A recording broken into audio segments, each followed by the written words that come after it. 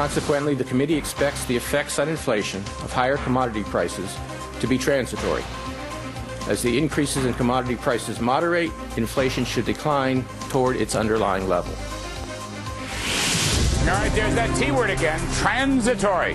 By far, it's the Fed's favorite catch-all term of the moment, used to explain away painful price inflation and our anemic economic growth as of the first quarter. But I'm going to tell you what word the great Bernanke did not use in today's historic press conference, yesterday's historic press conference, one that perhaps he should have, and that is stagflation. It is now time for a Kudlow 101. Let me go right into it. Let me make this point before we put anything up on the charts. I'm going to make this point right away. First of all, you can have slow growth with rising inflation at the same time. We saw this in the 1970s. Right now, we are seeing a miniature version of the 1970s. Let me show you the facts first, and then we'll see if we can convince you of it. First of all, here's your real GDP growth. Notice how it's down to 1.8%. It's been actually falling now for the past 4 or 5 quarters. It is going nowhere. There are a lot of headwinds like gasoline prices and so forth and so on. That's fact number one. Fact number two, we had a bad inflation number today, 3.8% inside that GDP report. The consumption deflator, the consumer deflator, whoa, look at this, 3.8%. So look, what is stagflation? It means the inflation rate is rising much faster than the economic growth rate.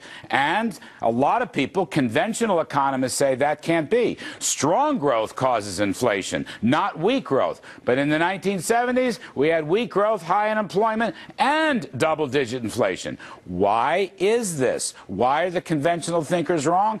Because inflation is not caused by too many people working or growth that's too strong. Inflation is a monetary problem. When the Fed prints too much money, money that people don't want, when they want bad money. You want to see some bad money? There is the U.S. dollar index going back about a year. It is down 17%. The dollar's actually been falling for quite some time. But I'm just saying the Fed is creating more money than anybody knows what to do with. And that excess money creation working through the falling dollar, as illustrated by soaring gold and soaring commodities and soaring oil and soaring silver. All that is starting to work itself into the prices of goods and services. And guess what? Bad money, a bad dollar, the Bernanke buck, as I'm taking to calling it, is causing higher inflation even while the economy is slowing down. And it's a nasty witch's brew. It troubles me despite the good corporate profits. All right, final point. As I said in the intro, Mr. Bernanke thinks slow growth is transitory. Mr. Bernanke thinks the higher inflation rate is transitory, and therefore he must think that the stagflation threat is transitory. How does he know this? Why do we think it's transitory?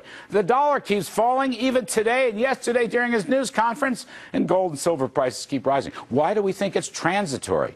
So that's my question. How does the Bernanke know that stagflation is transitory?